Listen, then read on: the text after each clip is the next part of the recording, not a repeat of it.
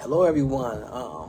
I did a video a few minutes ago and I did one yesterday about my testimony. I don't know if it's going to get put up or not, so I'm going to go live and I'm going to share my testimony on how Christ saved me, where and when. Pastor Bill Buffington, aka PB of Calvary Chapel Inglewood, he issued a challenge. He wanted those that could, if they would, give a testimonial video about where, when, and how Christ delivered them. As for me, it started in '92 on the east side of South Central Los Angeles, California. Right there on 74th and Central, in the midst of East Coast Crib Hood, Swan Hood, and F-13 Hood. And we lived on the East Coast side. Didn't graduate from Fremont. I knew I wasn't going to graduate. Fresh out of high school, a young man trying to navigate through life. Skinny kid, about 145 pounds. No money in my pocket. And I remember one Christmas, it was me, my twin brother, and my oldest brother, Gregory. My mom had got us these corduroy house shoes and these black and white Pilotons. And I remember telling my mom, is this it? Is this all that we're going to get? And I remember her telling me, Negro, I'm giving you the nice version. Negro, if you don't get out my face and go get a job, I know something. And I remember my late uncle, Uncle Ron, rest in peace. He told me to go downtown on Hill Street and get on GR at the county building. Hey, that's what we knew. And I remember going down there, getting on GR, food stamps. You guys remember the food stamps? The blue, the brown, I believe, the green. And I was getting a $395 check a month. I thought I was the man. I thought I was doing things. I would give my mom the food stamps and I would keep the GR check. And the first car that I ever purchased was a 1966 Volkswagen. And little did I know that Volkswagen would become my idol. This was towards the end of '92, going into '93. And I remember when I first got this Volkswagen, I let this guy named Marcus from Watts drive it through the alley. I don't know why I did that. But he ended up hitting the wall and it broke the axle. And this Volkswagen is sitting in the backyard. I don't have any money until GR check comes again. I'm broke. I'm waiting. And all of these ballers that lived on 74th Street had Monte Carlos, Regals, loud music. And I got this raggedy Volkswagen sitting in the back with no money. And I remember the enemy telling me, sell weed. I said, do what? The enemy said, sell weed. And the owner of the house that we was renting was a big time man. He was like one of the shot callers on that street. He said, follow me. I'm gonna give you $100. All you have to do is get in your mom's car and follow me. So I followed him to the spot wherever he was going to. Bam, $100. I said, that's easy money. And I remember him telling me, I want you to start selling Indo weed for me. I thought about it. I don't know, man. I'm 18, man. No, young kid. And eventually I gave in to the enemy. But the weed wasn't selling as fast as I thought it would. No one was really buying it, and there was a drought. And I remember him telling me, "Did you sell it?" I said, "Nobody's buying it." He said, "Oh, don't worry about that. I'm gonna move you up. I want you to start selling rock cocaine." I said, "I can't do that. I seen what that did to people. I seen what it did to my Uncle Ronald. I can't sell rock cocaine." But the enemy, you know how the enemy is. He kept on, he kept on, he kept on, and eventually I gave in. The weed game was over with. He gave me a quarter piece. And I remember going to my auntie Lou's house in my Volkswagen. Now the story is starting to come back more and more to me. And I lost it. I don't know where it went. I lost it. And I said, this man is going to kill me. So I drove back from 48th and San Pedro to 74th and Central. And I said, "Hey, I lost it." He said, "What you lose?" "The quarter piece you gave me." I said, "I put it here, but when I got up, it was gone." And I'm thinking this dude was going to jump on me. I'm a skinny kid, man. Grown man. The enemy said, "Don't worry about it. When you get your GR check, just pay me back." Now we're going into 93, toward the summer of 93. This was the pivotal moment of my life where the enemy started to use me. I remember seeing these ballers at this ice cream truck, watching me. I'm new at this. I'm green behind the ears. I've never sold rock in my life. And I remember seeing these smokers coming down the street. I'm out there looking like a fool. I got these pigtails in my hair. I got that rock for sale. I got that rock for sale. Looking like a fool. The enemy made me look like a fool. And I remember looking back at the ballers laughing at me. I threw my hands up. I said, this isn't going to work. They know you guys. They don't know me. They're not going to buy from me. And I remember them telling me, "Oh, man, just go on. You'll get it. You'll get it." And eventually, I got the hang of it. I began to learn the ins and outs of selling rock cocaine. I was able to stack up enough money to get my Volkswagen fixed. Put sounds in it, threw Porsche alloys on it, chrome engine, nice paint job. Bam, hit Crenshaw. I'm thinking I'm the man. I'm thinking I'm doing things. But little did I know that Volkswagen was my idol. And the Lord was trying to get my attention. I went to the GR building one day to go turn in my paperwork. You know, every so often you got to go turn in paperwork. And I came back out and my Volkswagen was gone.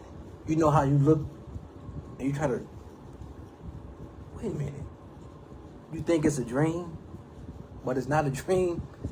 Someone has stole my Volkswagen. And this essay came in the Volkswagen bus. He said, "See, I take my steering wheel off of mine.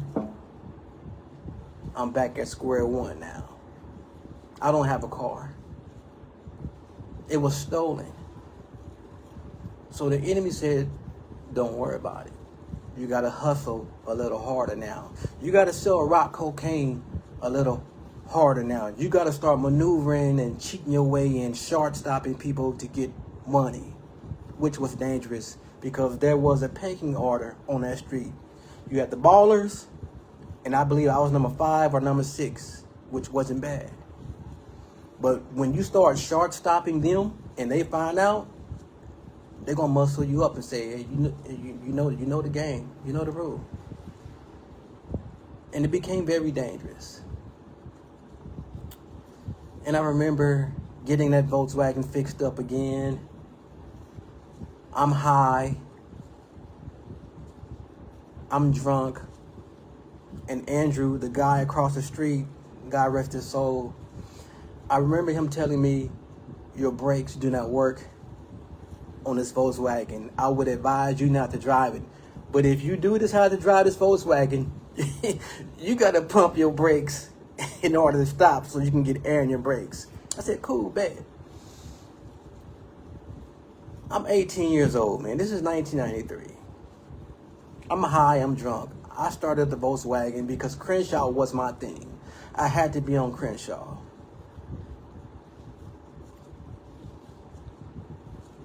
And I remember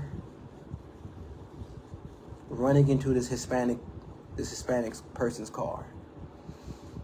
The Lord was trying to get my attention. So now my Volkswagen is smashed up again. My dad had to come and get it. It was messed up. And I remember another accident that I had. It was me and Tony. We flying on Crenshaw. Wong, wong, wong, wong, wong. It was bouncing, man. We were doing our thing, listening to Drew Down, Pimp On. And I remember this black Lincoln LTD, man. This old, long black Lincoln LTD pulling out in front of us out of nowhere. We didn't see it. We was going 65 miles an hour, and this Lincoln hit us. I remember me cracking the wood grain steering wheel, and I remember Tony in the passenger seat being catapulted through the windshield. Through the windshield. Glass in his face. He's bleeding everywhere. I'm like, wow, what just happened? People are talking. We're drunk. We're high. Blah, blah, blah. Did you guys see what happened? And I remember this guy from Rolling 60. He came out. The only thing I heard him say, well, they better not hurt my grandpa. I'm like, dude, we just had an accident and your grandfather hit us. But the Lord was trying to get my attention, and I didn't know it. I didn't know that the Lord was trying to get my attention. And the tow truck came, and I knew the guy in the tow truck because he smoked dope. I said, listen, I ain't got no money on me, but I can give you a dub sack when we get back to the house. So we get back to the house. I gave him a dub sack of rock, and that was it. So now the Volkswagen is sitting back there again.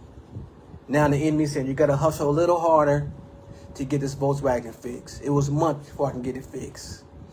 And I remember everybody laughing at me. Woo, woo, woo, woo. Your Volkswagen sitting in the backyard collecting dust. And I remember getting it fixed again.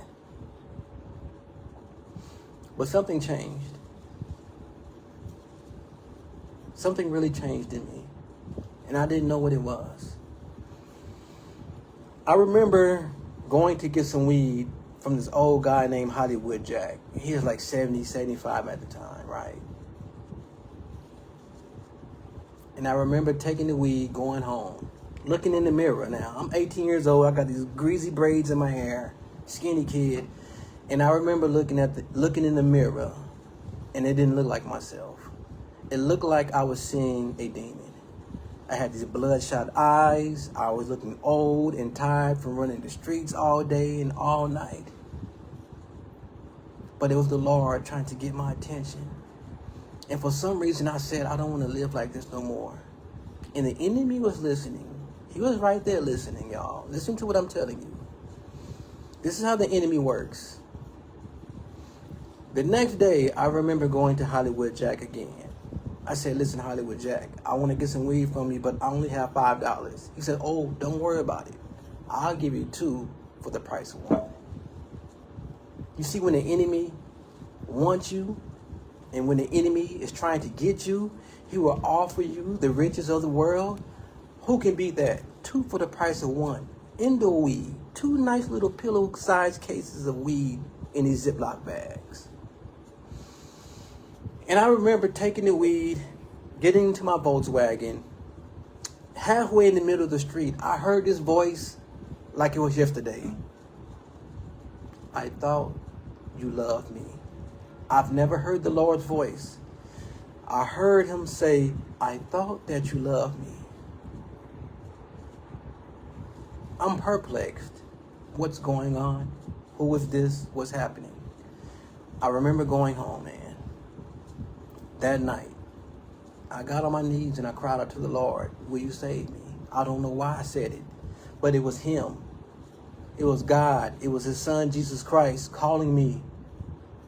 He chose me. I didn't choose him.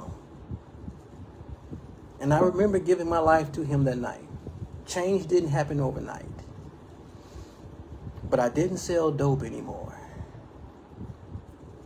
One of the ballers had told me there's this agency called Remedy, temp agency. Go check them out. You can do that, to keep the heat off of you. But little did he know that the Lord was using him to get me off the streets from selling dope. I went down there. I applied. The first job I landed was Neutrogena, right there in LAX, in the distribution part. I never looked back. I worked there. I worked my butt off. But I was still smoking weed. And I was smoking weed with the employees there as well. And one day I just decided I didn't want to do it no more, because the Lord said when you walk this walk, you got to give up some things. And I remember telling one of the guys named Marcellus, I don't want to smoke weed anymore. I don't want to get high anymore. I've given my life to Jesus Christ. And he said, come on, man, you know you want to smoke that. And you see, that's how the enemy is. He's going to keep pressing you to see if you're going to give in. I said, I don't smoke weed anymore. I've given my life to Christ. And eventually he left me alone. And eventually I stopped listening to my worldly CDs, from the MC8s, the DJ Quicks, the Chronic, all that stuff, man. I remember putting it into this plastic bag, twirling it, and throwing it into the trash bin at work. And I never looked back at gangster rap. But I was still struggling with worship music, because then I went to R&B, and eventually I gave up R&B as well. Now, I'm new to this. This was in 93, summer of 93. I'm new to this. I'm new to this walk. I'm new to the Word of God. And he set me down and he told me to read Genesis to Revelation. I'm going to show you how I created everything and how I'm going to destroy everything. But before that, he said, I need you to do something. Because I had made these flyers up. I had got with this brother in Christ named Josel at work. We sat down and we started reading scriptures together. He said, I need you to go back to your old neighborhood, because we had moved from 74th and Central to 32nd and Jefferson.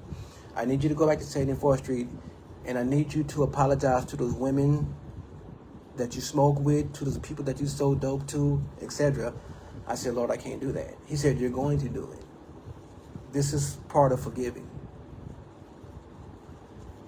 I said, what if they don't show up, Lord? What if they don't come? They will. Just be there. So the next day, I'm leaving Jefferson. I'm in this black Cherokee, 92, I believe. And I remember pulling up in front of my old house. It was a blue house. That was the spot where everybody came to at the time. That was the spot.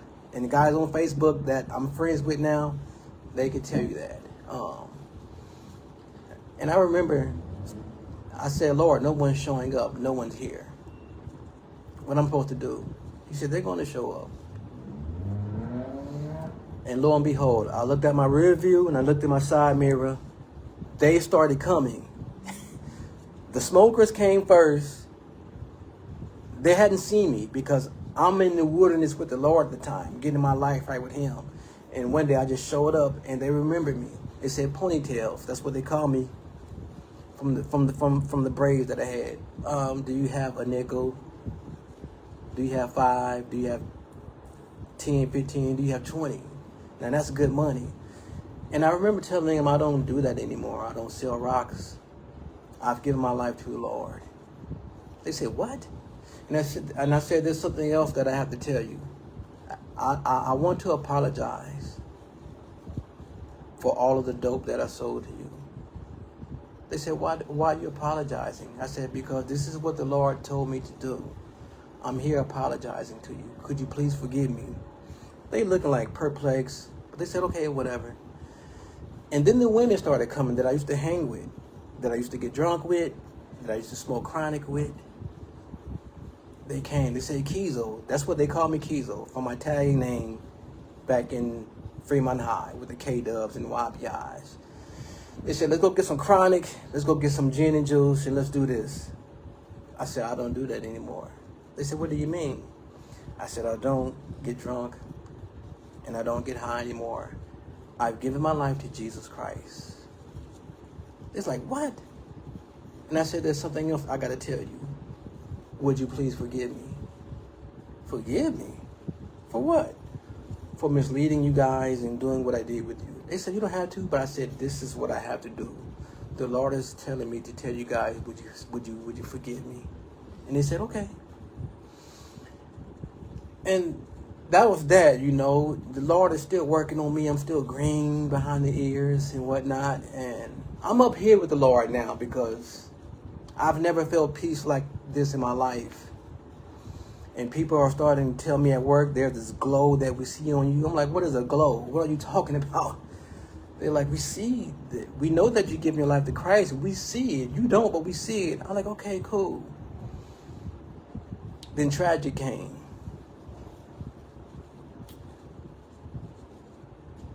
My twin brother, who I love to this day, he was killed. He was murdered in 98. A South Lobe Hispanic gang member came up to his car and shot him in the neck because the Hispanics didn't dig the brothers talking to the Hispanic girls. That's what that was back then. My mom called me and said, your brother has been killed. He's been shot. I'm like, what? He's at the hospital. I don't think he's going to make it. Now, I just told you guys I was up here with the Lord. And people said I had this glow on me. I came down. I came crashing down. Flat on my face. This was my twin brother, Dante. We came out the womb together. We were supposed to grow old together. And now he's gone. This was the same guy that told me about Jesus Christ. This was the same guy that told me, hey man, stop selling dope. There's something better you can do. And then the tables turned. I'm the one now telling him about Jesus Christ. Prior to that, I remember the Lord telling me, I need you to go talk to your brother one more time. I'm not knowing. I'm just being obedient to what the Lord has called me to do. He worked at Sunshine Mini Market on 73rd and Central. I went up there. Now I have a blue Isuzu Trooper, a 94. And I remember telling him, I need to talk to you. He said, okay, I'll be off in a minute. And I remember me and him sitting in the car. We began to talk about, hey man, remember you used to get on me about selling drugs and doing this, and you used to tell me about the Lord. And he started laughing. I said, but then the tables turned. Now I'm here telling you about the Lord. I said, I miss you, man. Because he was going through some things with his baby mama, and it hurted me to see him like that. And we cried together that night. And the Lord told me to tell him. And I said, Dante, will you rededicate your life back to Christ? He cried. We both cried. We cried that night, and he said yes. Fast forward, my auntie Doris at Brighter Day Ministry at the time, that's where I first went to church, confessed that, hey, I'm a born-again Christian. I remember telling her the story, and she told me, D, because my middle name is Dion, she said, D, the Lord was preparing you to tell your brother that the Lord was getting ready to call him home. As tragic as it may seem and how it looked, the Lord indeed called my brother home.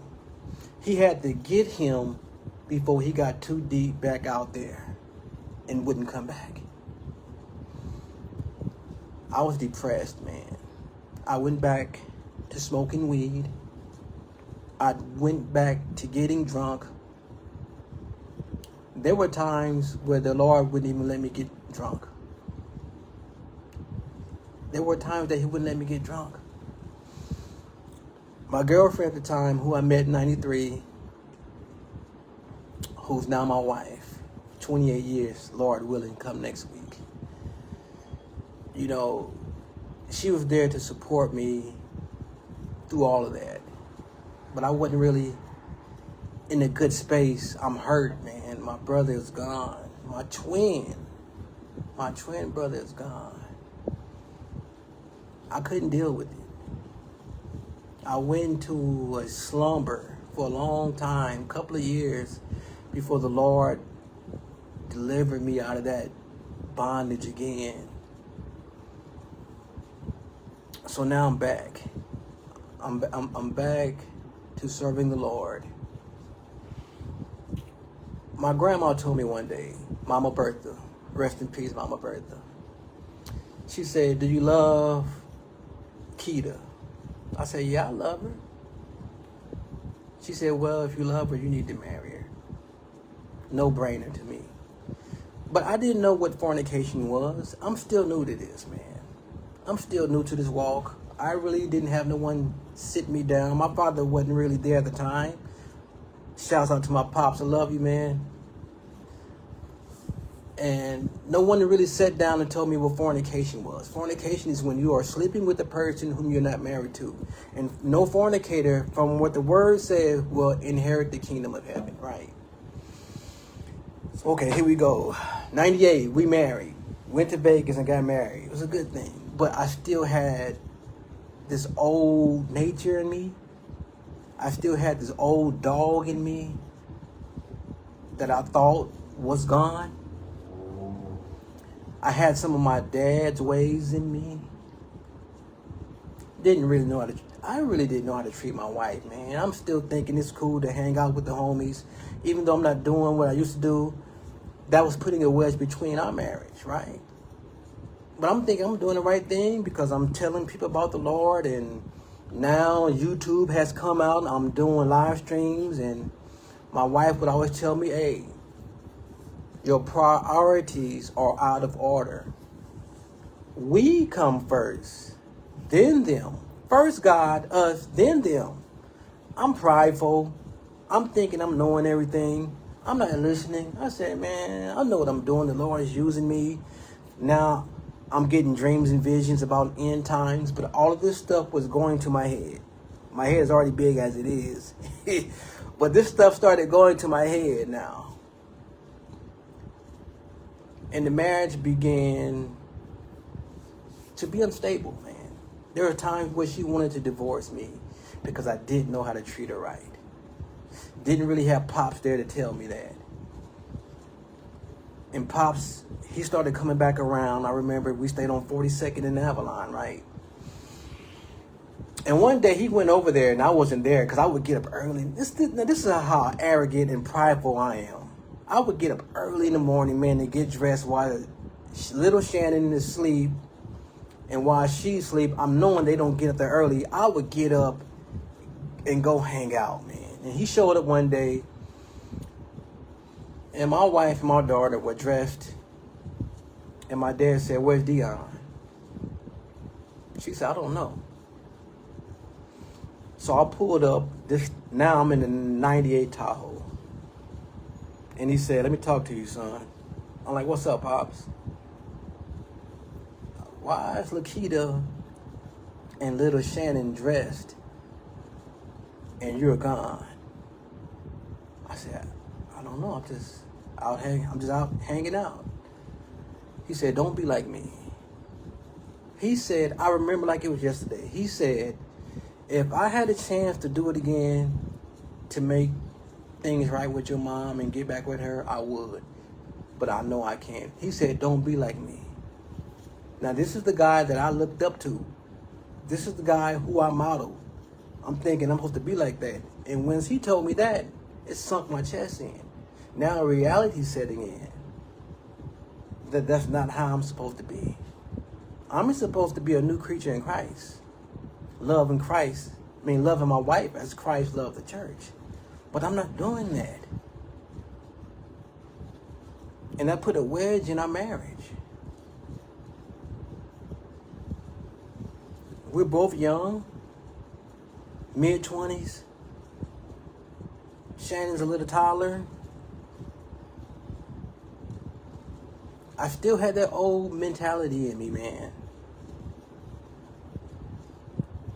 After all God has delivered me from 92 to 93, from Fremont High to getting a Volkswagen, having all these car accidents, to smoking weed and getting high, to almost getting robbed, I could have got AIDS. I could have been in prison. I could have been dead. But God had his hands on me.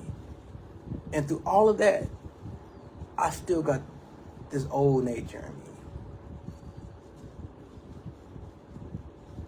Still got this old man in me.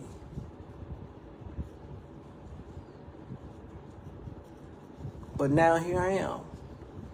By the grace of God, our marriage is getting better. I'm starting to learn to hear her more and take myself out of the equation. I'm really starting to know what it means to love my wife as Christ loved the church. We are supposed to grow old together. Together. Not apart.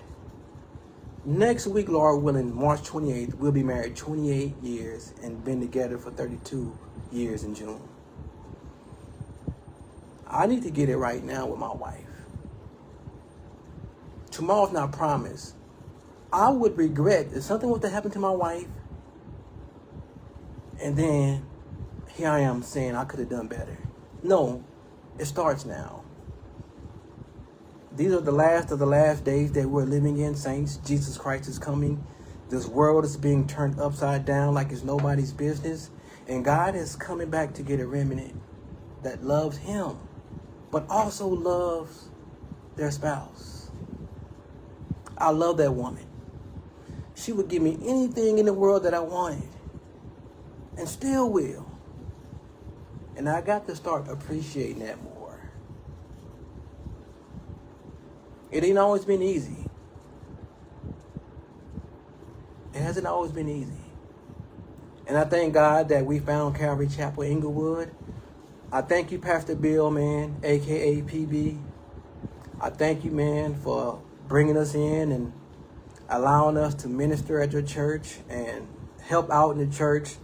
I thank Pastor Mike, Pastor Trey, Pastor BJ, Pastor Curtis. We thank you guys. From the bottom of our hearts, we truly thank you guys and we love you guys, because I'm starting to see the maturity and the growth in my walk now. I had to come full circle to 2025. Get out of my way and let God have his way. Skinny kid from the streets of South Central to being called a man of God now. Learning how to balance this calling in my walk in the Lord. I thank you for offering this challenge. I hope this live stream helps someone. And there are friends on Facebook that I used to hang with that are probably watching this. Jesus Christ loves you. You guys know my testimony. You guys knew where I came from. Kizo, ponytails. I wasn't the biggest. I wasn't the baddest. But the enemy was using me for his craftiness. I'm here to tell you that he loves you guys. Would you please accept him into your life today? There's a reason why you're still here. Tomorrow's not promised. I love you guys. Take care.